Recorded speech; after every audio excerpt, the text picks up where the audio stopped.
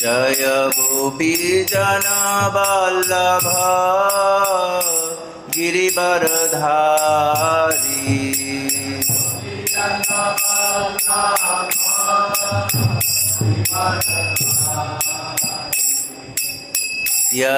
यशोदानंदन व्रज जनरंजन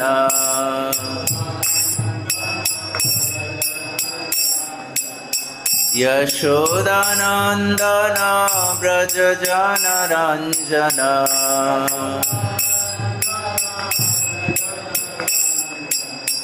जमुना तीरवनचारी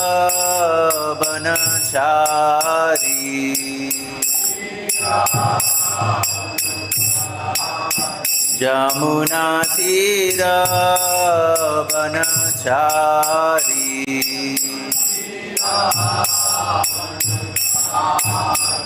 जय राधा माधव कुंज बिहारी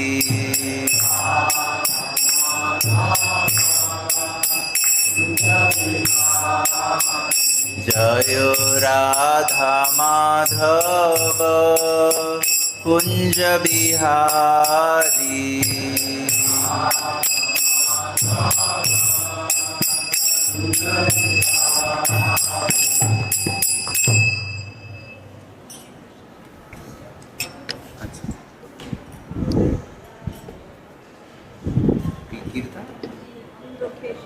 ओह अच्छा जय जय श्री चैतन्य जय नित्यानंद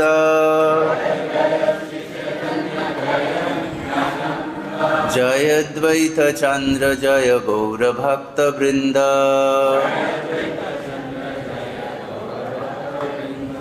जय जय श्री चैतन्य जय नित्यानंद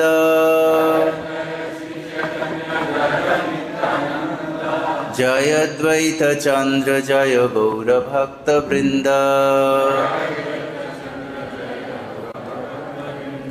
जय जय श्री चैतन्य जय Nityanand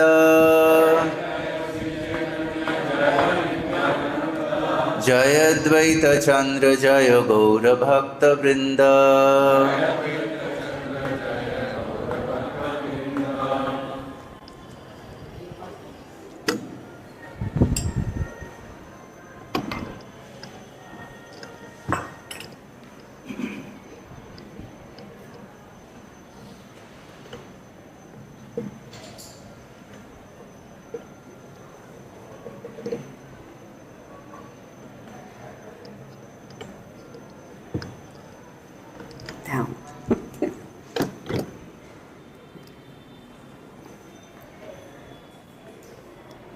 Om Namo Bhagavate Vasudevaya.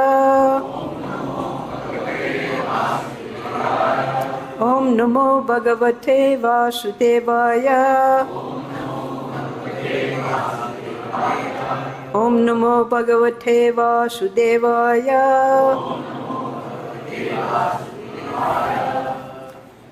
Today we're reading from Sri Chaitanya Charitamrita, a very glorious verse from the Srimad Bhagavatam. Kamadveshad bhayat snehad yatha bhaktyeshvare manaha aveshyatad agam hitva bhavastad gatim gataha Kamadveshad bhayat snehad yatha bhaktyeshvare manaha aveshyatad agham hitva bhavastad gatim gataha Kamadveshad bhayat snehad yatha bhaktyeshvare manaha aveshyatad agam hitva bhavastad gatim gataha.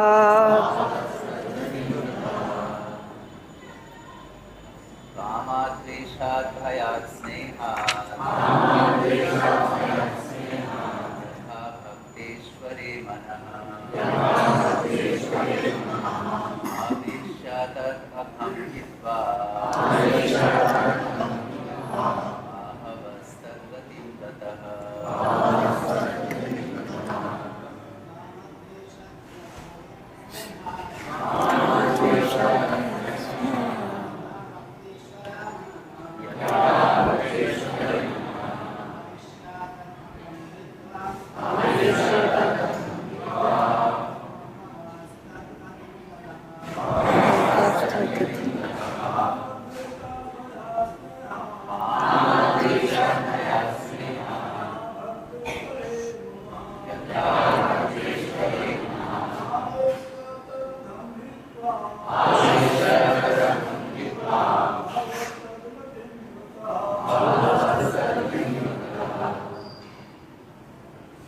Mataji?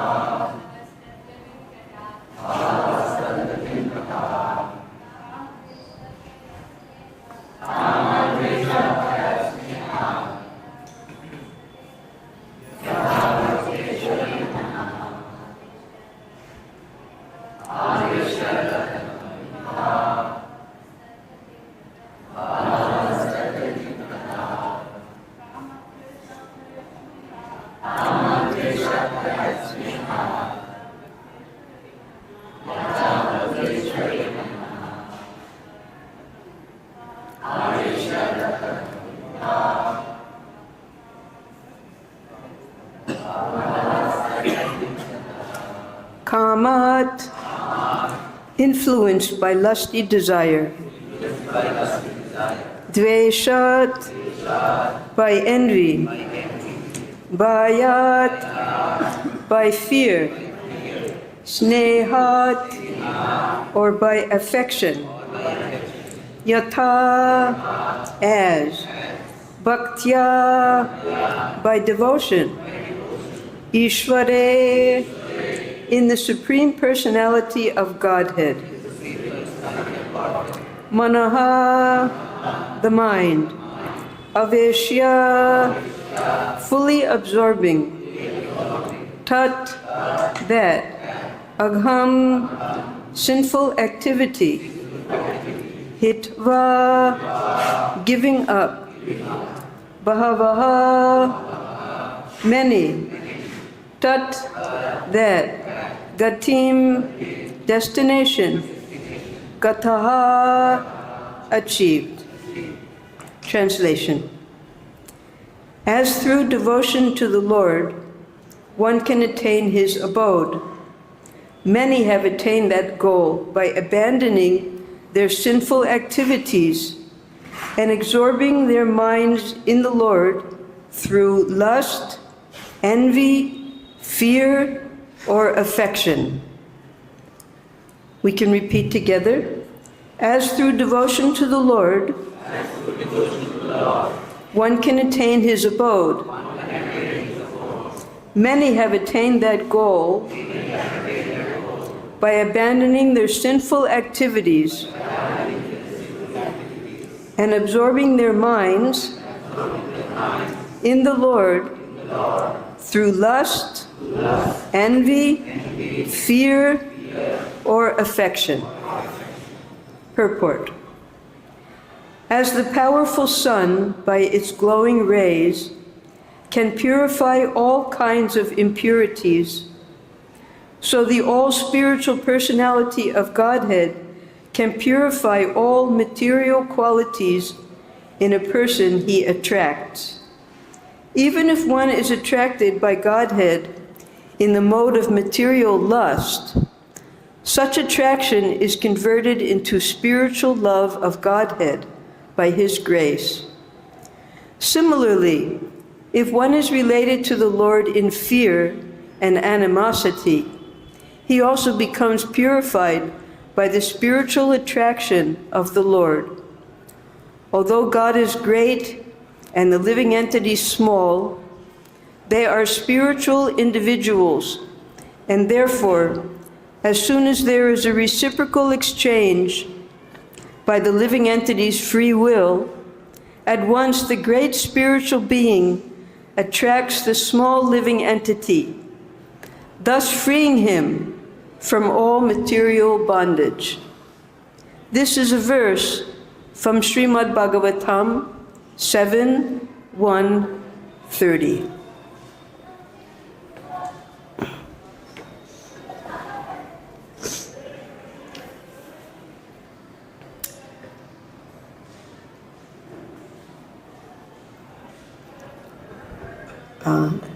Nama Om Vishnu Padaya Krishna Prastaya Bhutale Srimate Bhaktivedanta Swami Niti Namine Namaste Saraswati Deve Gauravani Pracharine Nirvishesha Sunyavari Paschatya Deshatarine Jai Shri Krishna Chaitanya Prabhu Nityananda Shri Advaita Gadadhar Shivas Arigaur Bhaktavrinda Hare Krishna Krishna Krishna Hare Hare Hare Ram, Ram Ram, Hare Hare.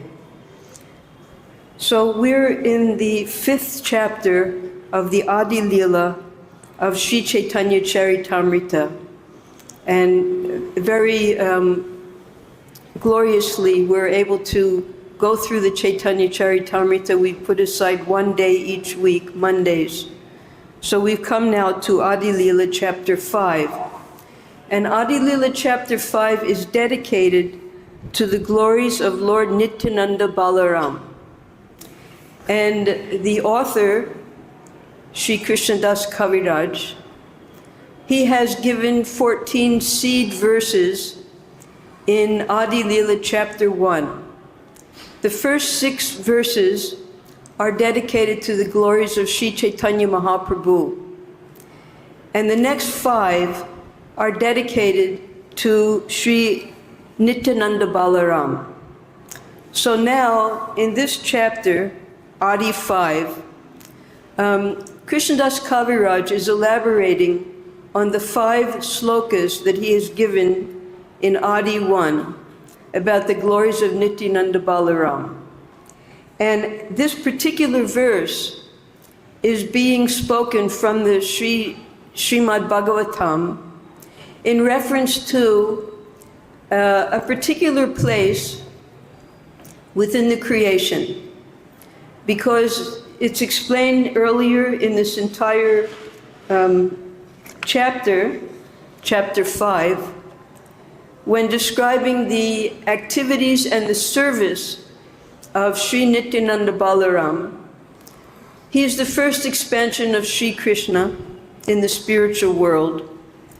And from him comes Mahashankarshan. From Mahashankarshan comes the next Chaturvyuha. From that Chaturvyuha comes the 3 Purushas that are in charge of the creation within this material world. And then within the material world creation, there's first Karanodakshaya Vishnu, and then Garbhodakshaya Vishnu, from whom Lord Brahma sprouts. And then Kiradakshaya Vishnu, he lives on a particular planet named Svetadweep in the Milk Ocean in each universe.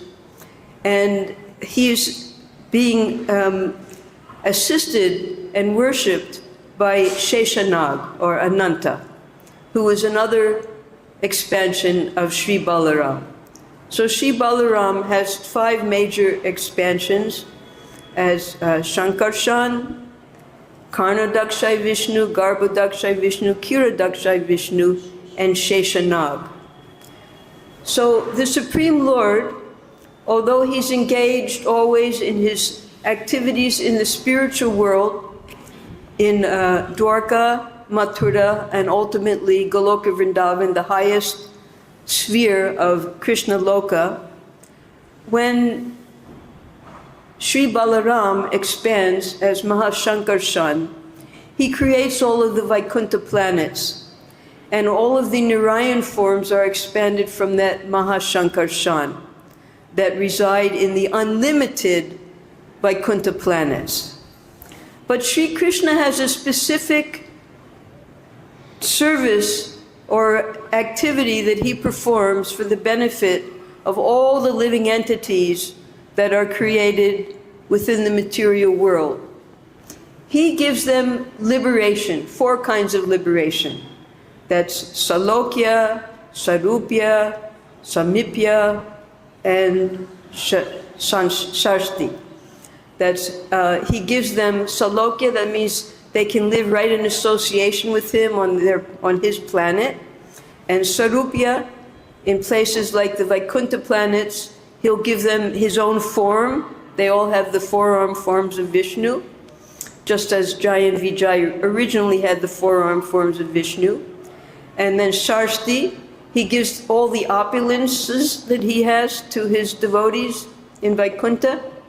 And then Samipya, they can live as his confidential associates, as in Goloka Vrindavan. Now, there's another form of liberation, and that's called Sayujya. The devotees are not interested in Sayujya, and this Sayujya is awarded from 2 different classes. One is the Jnanis and the yogis who are executing Patanjali Yoga. By their own effort, they come to the stage of Brahman realization. And they enter into a full description is given here in this chapter, especially Sloka 22. Within Krishna Loka, we have Goloka, which is also called Vrindavan, Svetadvip, Braja, so many names for Vrindavan. And then Mathura, Dwarka, and then around that is a square area where the 4 different, the Chaturvyuha live. And then around that is the Brahman effulgence of the Lord. And then beyond that is the Karanadak ocean, and beyond that is the dark material world. So the yogis who attain perfection in Patanjali Yoga, they attain a particular loka called Brahma Loka, and sometimes it's called Siddha Loka, where the Siddhas live. And by their effort only, there are 2 ways to get liberation. One is by the mercy of Krishna, that's when they get the 4 different types.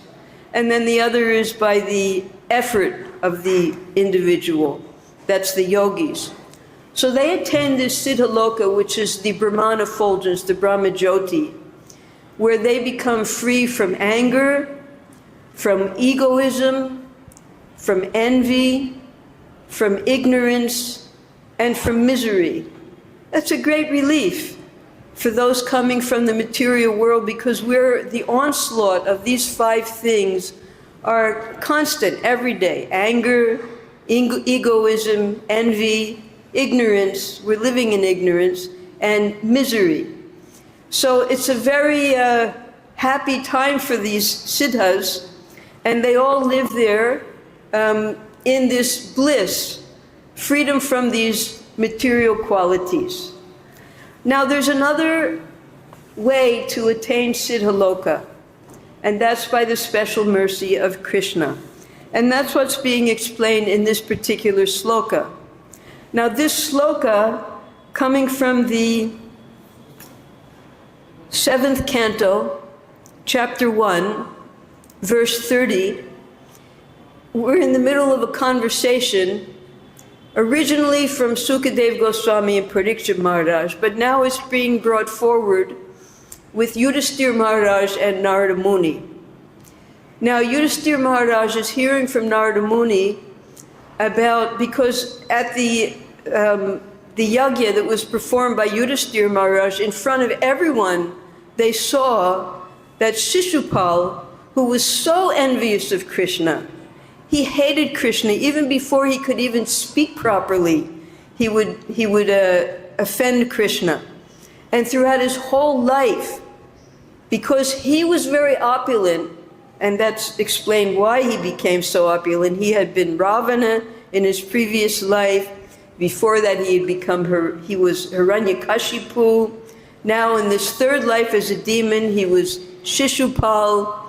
So this is all being explained by Narada Muni to Yudhisthira Maharaj, because when Yudhisthira Maharaj was hearing, when he saw himself, how Shishupal, while he was blaspheming Krishna publicly in the yagya, and everyone was getting so upset, and Krishna just took his Sudarshan chakra and chopped off his head, and out of his body came a shining light, which everyone saw, thousands of people saw, merged directly into Krishna's body. That means he attained liberation. That's Sayujya, Mukti. So Yudhisthira couldn't understand, so he asked Narada Muni that this Shishupal was so sinful, so envious. How was it that he was able to attain liberation, the same liberation that the Gyanis and the Yogis aspire? They have to perform so much tapasya and austerity. How did he do it? So then Narada Muni speaks this verse. There's a secret. There's ways to attain liberation. And this is what Narada Muni is explaining to Yudhisthira Maharaj.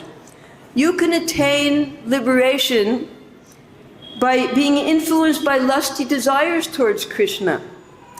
You can attain liberation by envy of Krishna, as Shishupal was envious. He was the epitome of envy. He hated Krishna. You can attain liberation by bhayat, fear. We have that example right here in Mathura. Kamsa. He was so fearful of Krishna. He was so Krishna conscious. He had to know everything that Krishna was doing. He had spies all over Braja. Everything was reported back to him. What did he do today? What did he eat? Who was he with? Who were his favorites? Everything. Kamsa had to know everything about him because he was so afraid of Krishna. So that's Kamsa. He attained liberation, Kamsa. He merged into that same Sayujya, Mukti. After that comes Snehad. Snehad are the Vrishnis, the Yadus, the Pandavas themselves. So much affection for Krishna, they were always thinking of Krishna. And ultimately the Bhaktas.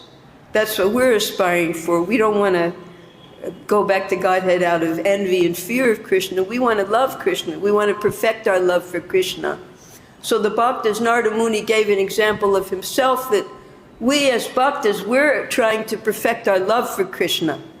So these 5 different methods, you can attain perfection by any of them, even the pratikul ones. So then Yudhisthira Maharaj is asking different questions, that how is it the Supreme Lord, he's supposed to be impartial to all living entities. It's stated in Bhagavad Gita that he's sama.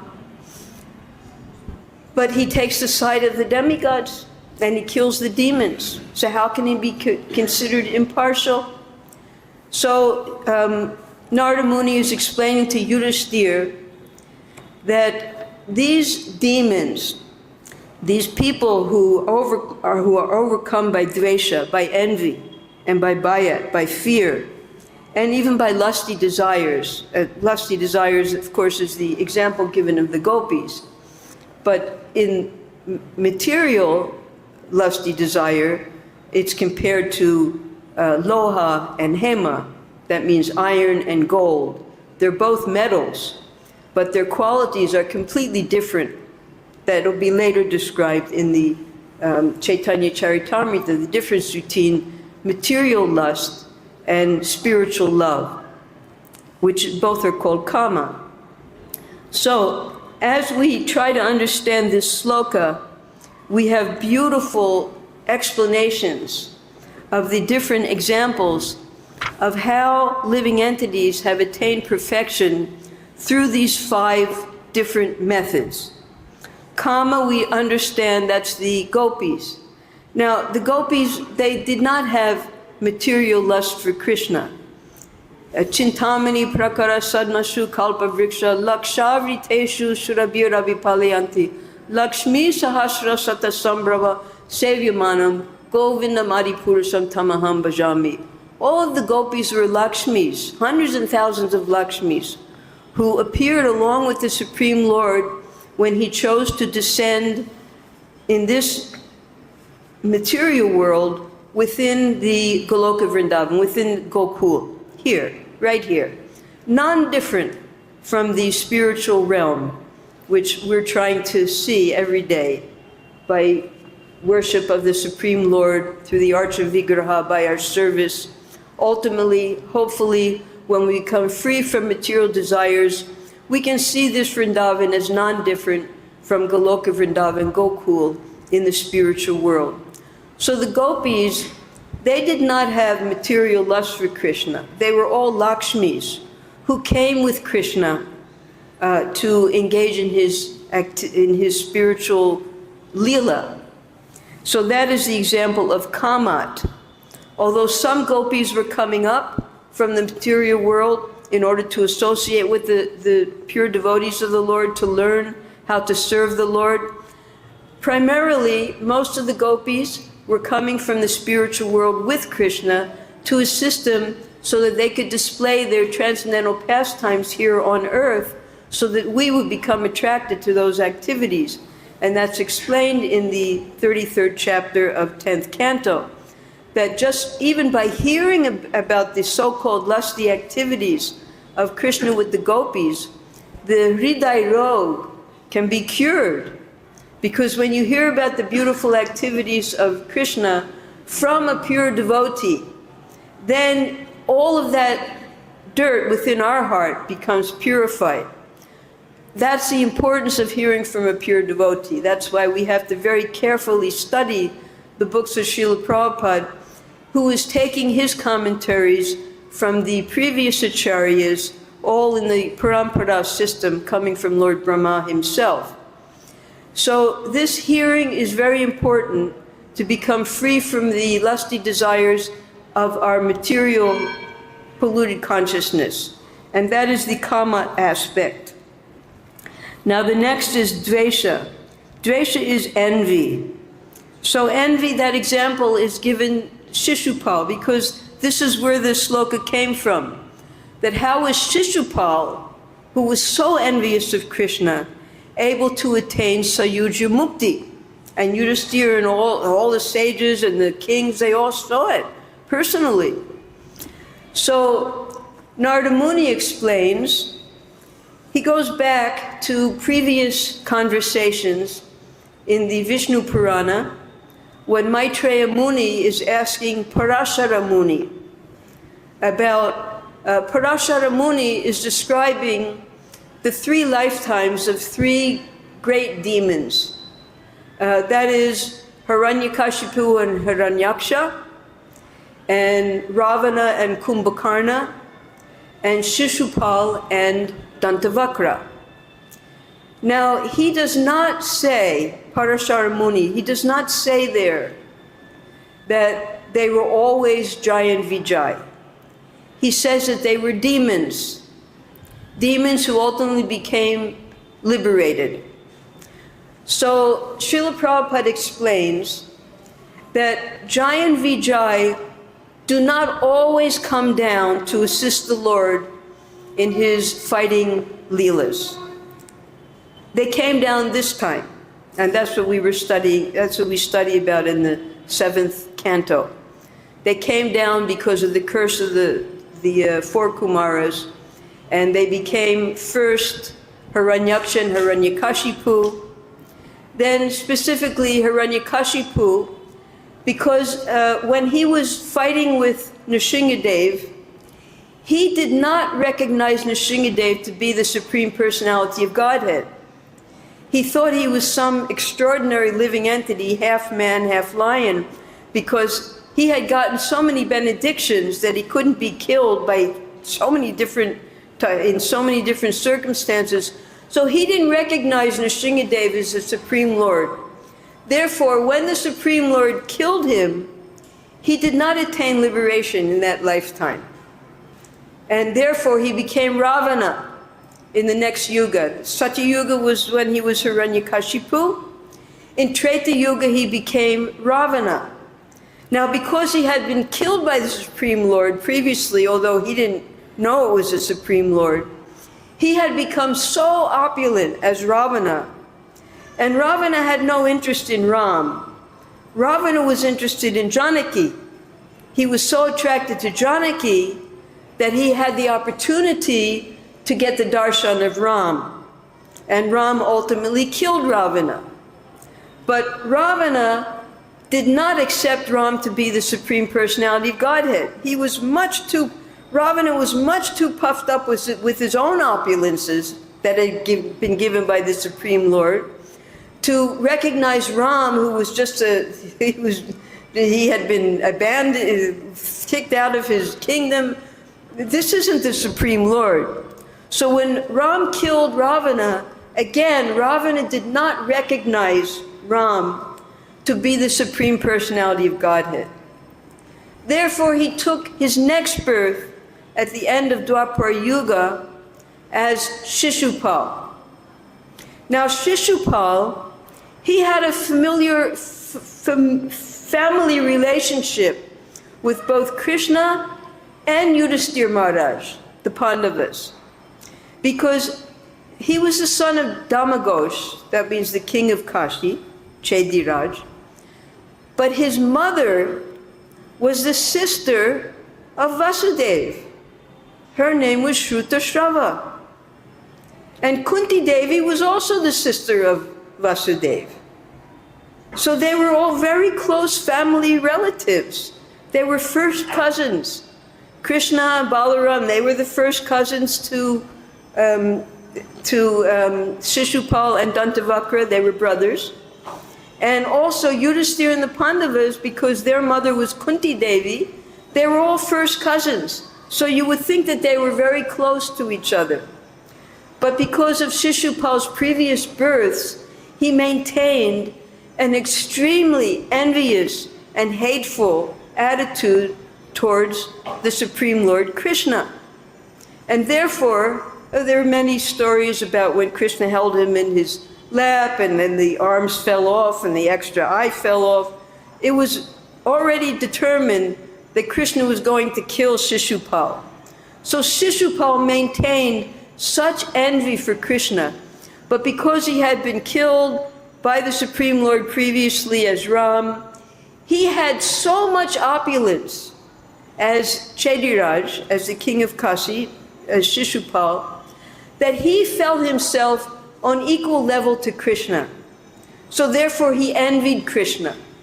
And to top it off, Krishna stole his bride, Rukmini. There's so many different pastimes where Krishna just instigated that envy more and more.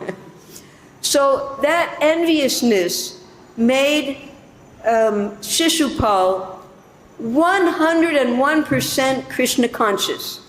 He could not forget Krishna for one moment. He was so Krishna conscious, pratikul. But because Krishna is equal, he's samadarshi, he's equal to all living entities, he saw that whether it's pratikul or whether it's anukul, he saw the Krishna consciousness. He saw that both Kamsa and Shishupal were 100% Krishna conscious. They were always thinking of the Supreme Lord Krishna. So therefore, at the time of death, when Krishna, very mercifully, one of his names is, I'll try to get it right, Hitagama Ati-dayak. That's one of his 64 qualities. That means he is extremely merciful to whoever he kills, because he gives them liberation. So, coming to Bayat, we have Dveshat, now we have Bayat. So we've gotten through Kama, that's the gopis, and then we have Dvesha, that's Shishupal, from which this sloka was spoken by Narada Muni. And then we have Bayat. So this Bayat is Kamsa. Kamsa when the churning of the ocean took place, the demons were on one side pulling the Vasukis. They got the mouth, because then they got burnt. It was a trick. And then the demigods, they got the tail, so they didn't get burnt by the flames coming from Vasudev's mouth. So the demons were pulling and the demigods were pulling. One of the demons' name was Kalanimi. And when the fight took place afterwards, Vishnu killed Kalanimi. And he was informed that he had been killed by Vishnu, and therefore he had intense hatred and fear, because Bayat, he had fear that he would be killed again by the Supreme Lord, because he had been previously killed by Vishnu. So then, when Krishna, his so-called sister, Draupadi, because Kamsa was not actually the son of Ugrasen, we've heard this in the 10th canto, his illustrious mother, Padmavati, she had been tricked by one yaksha named Gobila, and he impregnated her with Kamsa, and she was going to curse Gobila, but Gobila, he convinced her that, no, your son is going to be very powerful. I assure you, you should not kill this baby, you should not curse me. You'll see how wonderful he is. So Padmavati allowed that baby to be born, and that was Kamsa. And this was Kalanimi. So when Kamsa heard at the time of his so-called sister's wedding that the 8th child was going to kill him, he became fearful again. Before that, he was living very happily. But when he heard that he was going to be killed by Vishnu again in this lifetime, then he became mad with fear. He locked up his father, he locked up Devaki and Vasudev. He waited, he killed all of the first 6 sons, mercilessly killed them, throwing them on a rock. That fearfulness can create the most sinful activities. But he was always thinking of Krishna. When is Krishna going to appear? And then Narada Muni, he came and inflamed that fear even more, that he could be any of the sons. Therefore, he killed all of the sons. And then when the 7th son was a so-called miscarriage, he became more fearful. Where did that miscarriage go? What happened? He was in constant meditation out of fear of the Supreme Lord. And through that meditation, he became completely Krishna conscious, always thinking of Krishna. And therefore, when he heard that, he heard from Durga Devi herself, Yogamaya, when she flew up in the sky and called Kamsa fool. She said, "You fool, the death of your life has already been born somewhere else." So then, where was he? So then, due to his demoniac mentality, he decided to kill all the children, every single innocent baby that had been born in the last 10 days. And he starts sending, because he had been collecting, out of fear, he had been collecting demons from all over the continent to become his ministers. He had so many demons in his cabinet. He started sending these demons out to kill all of the babies. And the first one he sent out was Putana, we know. So Kamsa, in his fear, not only was he going to get liberated, but all of his cabinet members got liberated along with him, because he would send them out to get killed by Krishna. The first one being Putana. Putana got liberated. Now she got liberated to such an elevated state. She didn't get Siddhaloka or Brahmaloka.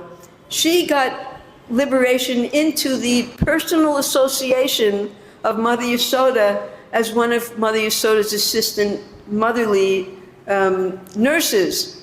So that was Kamsa's the first demon. And the second demon, Shakatasura. Now Shakatasura had been cursed all of these previous lives of these demons, very interesting. but they were all waiting to be killed by Krishna so they could get liberation. So Shakadasura next, he didn't have a gross body, he had a body made of air.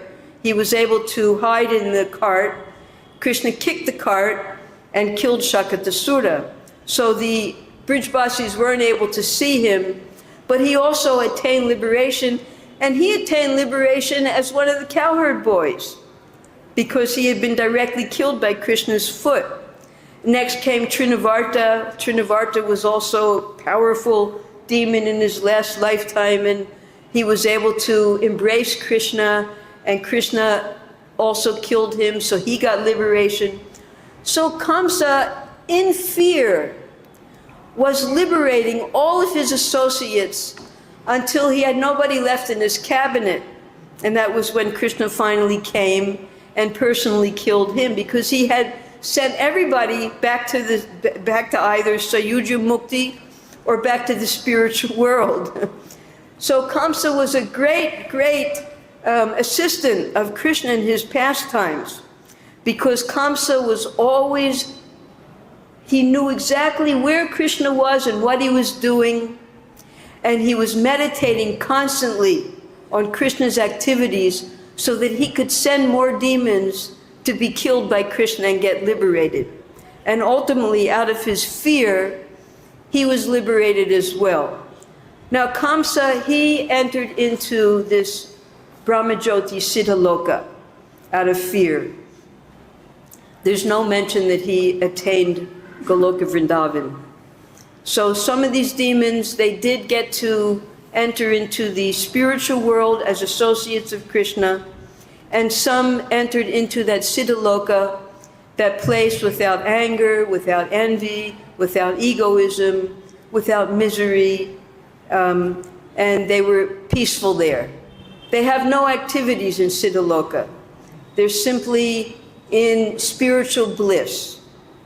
So this Siddhaloka, or Brahmajyoti, or Brahmaloka, different names, what happens is, because they have no activities and the living entity wants to be active, they generally fall down again. They have to take birth again and eventually attain perfection in their devotional service, which is the supreme goal of all jiva souls. So the next is Snehad. Snehad, Narada Muni gives the example to Yudhisthira Maharaj of the Vrishnis, the Yadus, and the Pandavas themselves, because the family members of Krishna had so much affection for Krishna. They saw him as their beloved family member. They didn't necessarily recognize him as the Supreme Lord always, because they had a familiar relationship, family relationship with him. And that love for him as a family member purified them. Although they, some of them, like the example that we're just reading about now in the 11th canto, the sons of Krishna who tried to play a trick on the sages, and the whole dynasty was cursed. It was all Krishna's arrangement to take them back to Godhead, back to the spiritual world, back to the heavenly planets. So they didn't fully understand who Krishna was, but due to their loving relationship with Krishna, they also attained liberation, either liberation as, they were all personal associates of the Lord, so they went back to Godhead in Dwarka, in Mathura, and the very, very close family associates such as Nanda Maharaj and Mother Yasoda, they of course attained Goloka Vrindavan. So this Snehad, the examples are given by Narada Muni to Yudhisthira. And next are the Bhaktas. And then Narada Muni explains who the Bhaktas are. He gave himself as an example that the Bhaktas of the Supreme Lord, they recognize Krishna as the Supreme Lord, and they aspire in their lifetime to perfect their love for Krishna. And Narada Muni, being the incarnation of bhakti. He gave himself as an example simply because his whole life was dedicated to glorifying the Supreme Lord by chanting his holy names, by giving bhakti to others, by accepting disciples, making them into devotees.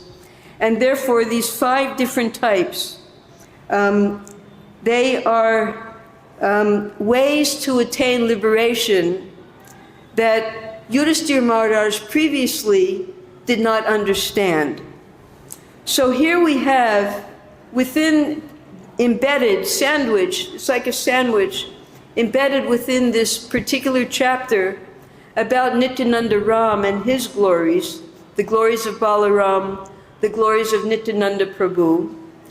Later, in the later part of this chapter, it might take us a few months to get there, but Krishnadas Kaviraj, he explains how he came to Vrindavan, how he and his brother, they were worshiping in their home, and one Brahmin came, Gunanava Mishra, who did not have a favorable attitude towards Nityananda. Meaning Niketan came, who was a great devotee, one of the Shakas. He came, yes, Meena Niketan Ramdas. So this Gunanava Mishra insulted Meena Niketan Ramdas. Meena Niketan broke his flute and left. And the brother of Krishnadas Kaviraj did not support Meena Niketan Ramdas. He remained silent. And therefore, Krishnadas Kaviraj was so despondent that my brother, he does not recognize the glories of Nityananda Prabhu, Nityananda Ram. That night, Nityananda himself came in a dream and instructed Krishnadas Kaviraj that you should leave home immediately. He left and came here to Vrindavan, and by association with the devotees here, he was able to write Chaitanya Charitamrita. So he explains later the humility, he manifests the humility of a devotee.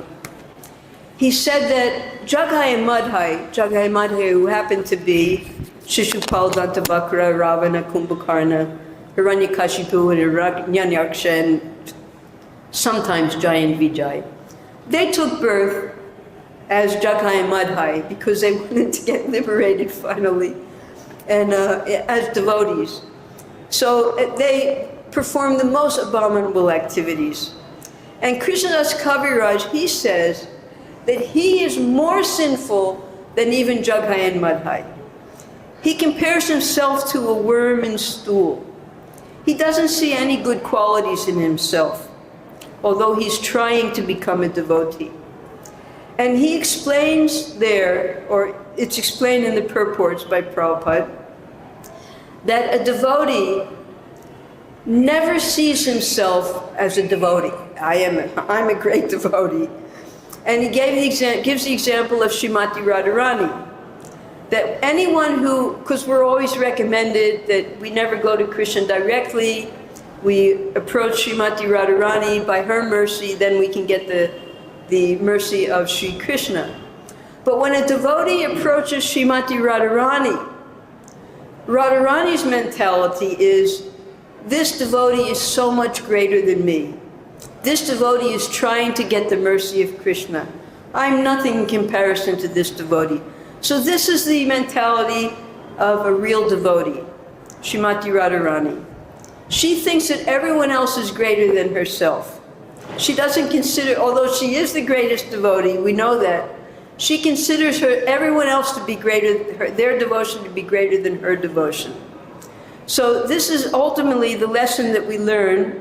We're right now going through the description of all of the services performed by Nityananda Balaram as Balaram in the personal Leela of Krishna, and then as his expansions as Mahashankarshan, then Shankarshan, then the 3 Purusha avatars, then Sheshanag. So all of these are coming from the original 5 slokas of Ādi-līlā chapter 1, slokas 7, 8, 9, 10, and 11.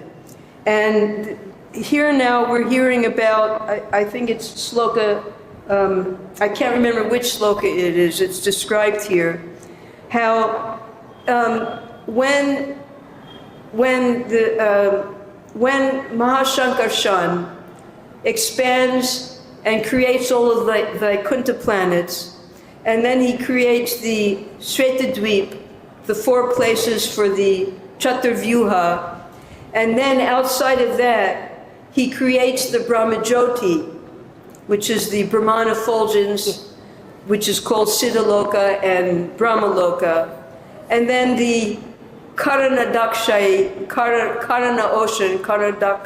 ocean, and then outside of that, not being able to even touch the Karanadak is the material world. So that's why all of this is being described in this chapter, because all of these creations, both spiritual and material, are manifestations of the potency of Nityananda Balaram. We can't because Krishna is enjoying his pastimes. And in order to enjoy, he first expands his Balaram. And Balaram, in order to increase the pleasure of the Supreme Lord, he manifests the spiritual worlds, and then he manifests the material worlds, and he manifests all of the Vishnu expansions. All of this is being done by that first expansion of Krishna, Nityananda Balaram.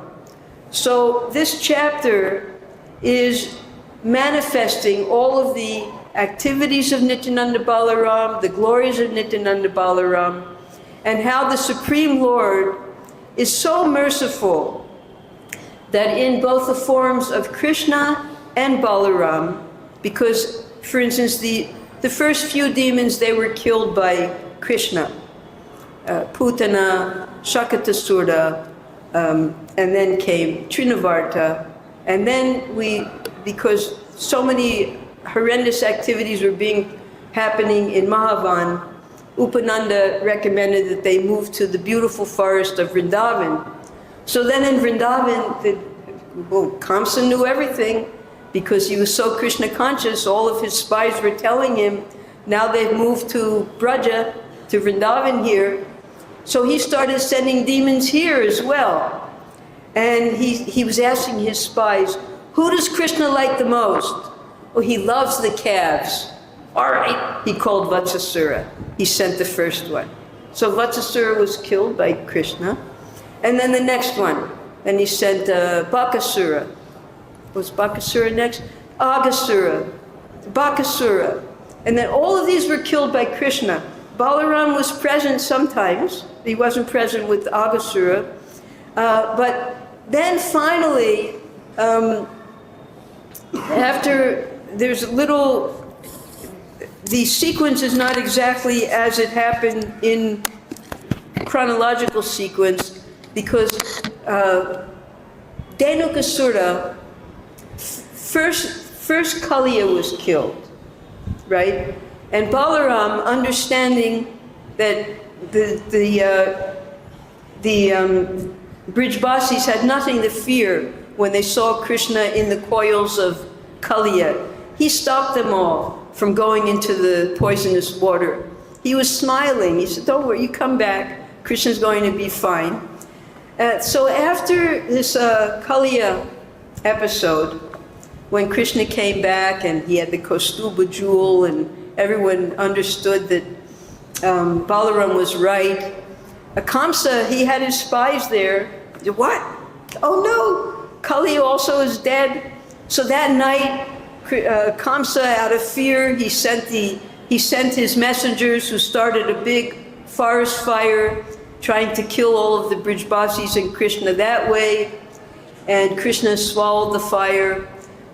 So after that, Krishna entered into the Kaishura Lila, because all of the ones before that were in Kumara Lila, Komarya, and then Pokanda Lila.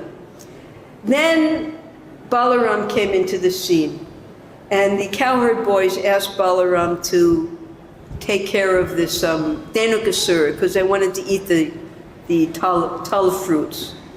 So, and then it's described, Srila Jiva Goswami describes that this Talavan, killing of Dhenukasura, had to happen in the autumn time because the tala fruits only ripen in the autumn time. And Kaliya was killed in the blazing summertime. That's why the cows and the cowherd boys went to drink at the Jamuna River. So Jiva Goswami corrects the sequence of events. So then Balaram comes into the scene because Krishna could not kill he promised Bali Maharaj he wouldn't kill his descendants. So he had Balaram kill some of the demons then after that, those who were descended from Bali Maharaj's family. So then Balaram, he also is able to give this liberation, same as Krishna, because they're non-different. The only difference between Krishna and Balaram is their form, their structure. Balaram is white and Krishna is blackish. It's the only difference. But they have all the same potencies. And therefore, as Krishna is able to give liberation, Balaram is also able to give liberation. So time is up, and if anyone has any questions, we can answer those, try to answer those questions now. Hare Krishna, Jai. No questions. You want to hear more stories? All right, it's 9 o'clock, so we'll stop now. No questions at all. All right, all glories to Srila. Oh, there is one question.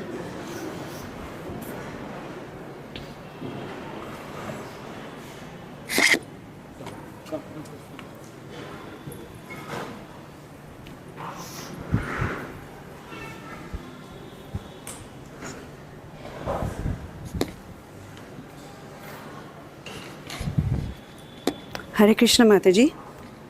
Is it on? Hare Krishna. Hare Krishna. I don't think the mic is working. Not working. It's okay. So Mataji, you mentioned about Just come forward. Okay. Come over here. Oh, okay.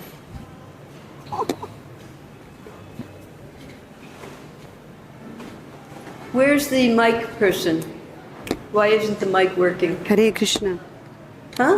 Hare Krishna. Maybe it's discharged or something. Is it discharged? Oh, I never knew that.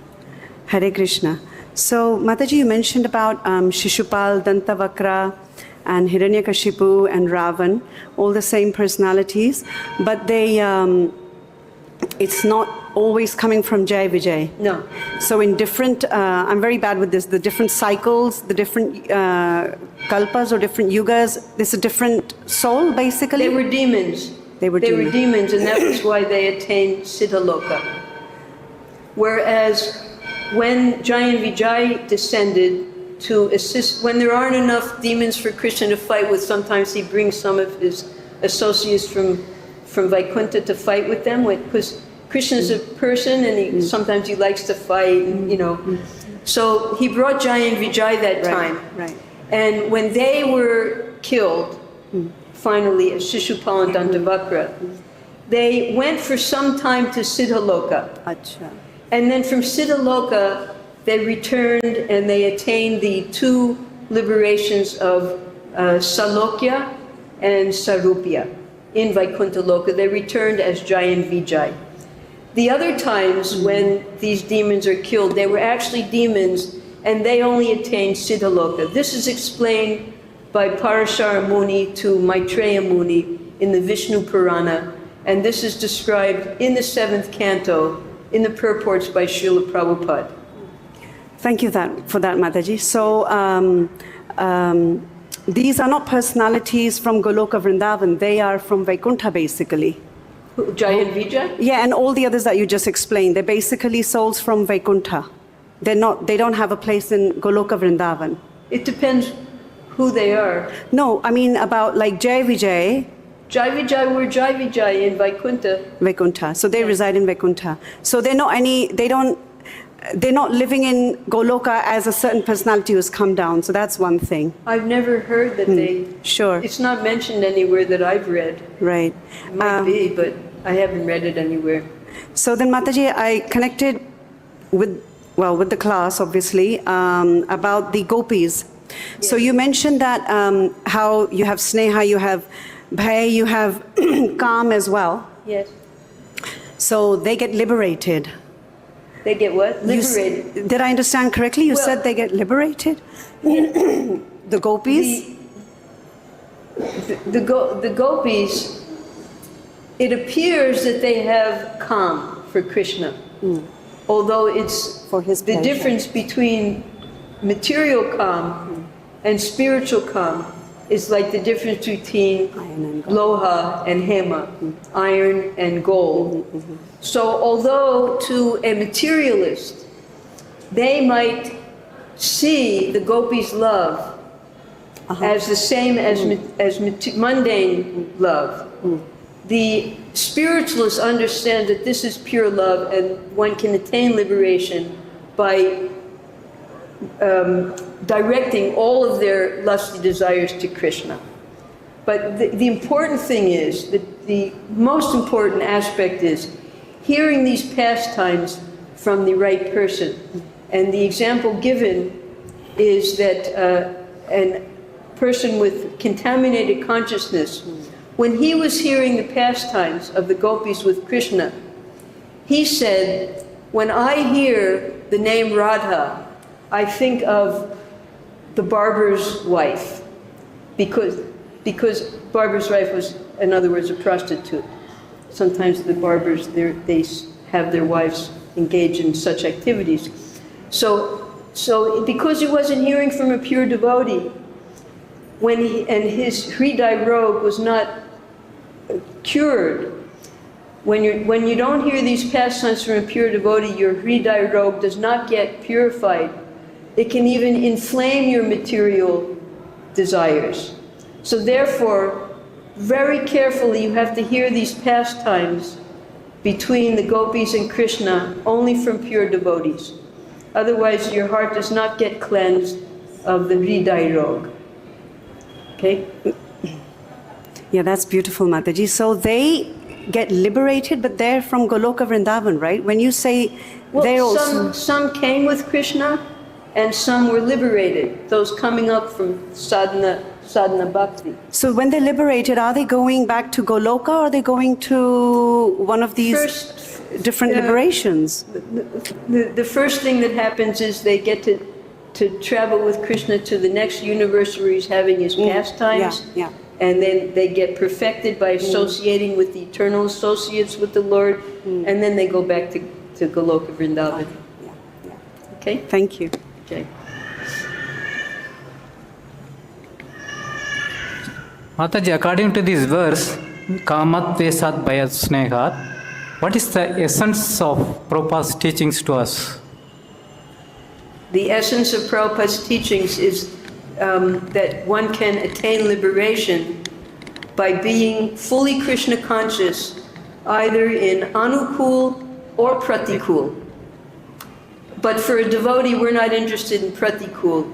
For a devotee, we want to follow in the footsteps of Narada Muni and attain perfection in Krishna consciousness by Anukul. Although Pratikul, it is possible to attain liberation. Okay? That's the essence. Yes, Prabhu. Hare Krishna Mataji, Dandvat Pranam. Hare Krishna Mataji, Dandvat Pranam. Speak loudly, please. Hare Krishna Mataji, Dandvat Pranam. You said the Kali is killed. Kaliya? Is killed. He was killed. Well, I'm sorry, he wasn't killed. He was... Kaliya is the brother of Sheshanag. And when Kaliya was... He was a terribly ferocious serpent who lived in Rama... What's the name of the... Ramana? Yes, in the Dvipa. He stole the offerings meant for Garuda, so Garuda chased him all over, and Kaliya went to the higher planets, lower planets. Finally, he took shelter of his brother, Sheshanag, in Patalaloka. Sheshanag is Balaram. So Sheshanag told him, you go to the Jamuna River because Garuda can't enter there. So therefore he came here, and then Krishna ultimately liberated him. Kaliya, he did wonderful service for Krishna. He was like the dancing platform for Krishna to dance, and he really had a wonderful time on Kaliya's heads. And then Krishna, he didn't kill him. I'm sorry if I said that. He sent him back to the island where he came from, where he's still living. You can go there and meet him if you like. And if you speak to the devotees who live in Fiji, they'll tell you where he lives. Okay? Thank you. Thank you. Hare Krishna. Hare Krishna. Should we go on? It's past time. No more questions? All right. Oh, there is a question here. Hare Krishna. Hare Krishna Mataji. Madi, now you said like this Kaliya took shelter of Sheshnag. Yes. So we can take it as like because he took he took shelter of Balaram, so that's why he got mercy from Krishna. Have you read anything like that? You know? Yes, that's right. Because He got to take part in the pastimes of Krishna by the mercy of Balaram. Balaram, because he took shelter of Balaram. You know? Yes. Thank you. And he got purified of all of his sinful behaviors. Because we were always surprised with how this Kaliya got mercy of such a great mercy from Krishna. Yes. But today you said like Yes, this by is the very mercy of Balaram. And So- later, because, you know, Garuda, because there's always, because of the two families of the birds and the snakes, yes. and the trick that was played, you know, that whole pastime. Because Garuda is the carrier of Vishnu, so Kaliya was a little envious that, well, I want to be the carrier also. So in some millennium, when Krishna goes back to Mathura, he rides on Kaliya's hoods back to Mathura, because Kaliya had that desire to also become the carrier of Krishna as Garuda is. And so, Yes. so many different pastimes in different millennia. So Madhi, where it is mentioned like this Kaliya took shelter of Sheshnag, can you tell? Right in the Srimad Bhagavatam. Srimad Bhagavatam. Everything I said today is from the Srimad Bhagavatam. Thank you, Madhi. If you start going somewhere else, then it gets really confusing. Thank you, Madhi. Okay, Hare Krishna. All glories to Srila Prabhupada. Hare Krishna. Jai. Krishna, Hare Krishna, Krishna Krishna, Hare Hare, Hare Rama, Hare Rama, Rama Rama, Hare Hare, Hare Krishna.